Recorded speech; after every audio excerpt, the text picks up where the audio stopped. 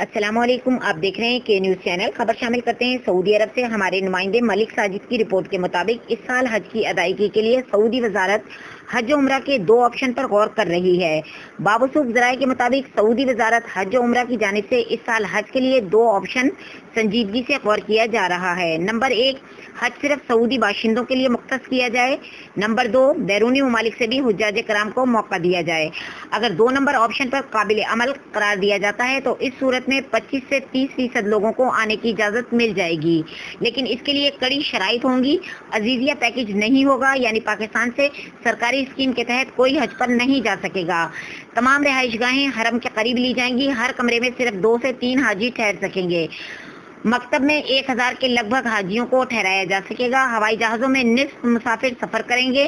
اگر یہ شرائط لاگو کر دی گئی تو حج انتہائی مہنگا ہوگا، جس سے متوسط طبقہ شدید متاثر ہوگا۔ سعودی عرب کی جانب سے حتمی فیصلہ 15 سے 20 رمضان مبارک تک آنے کی توقع ہے۔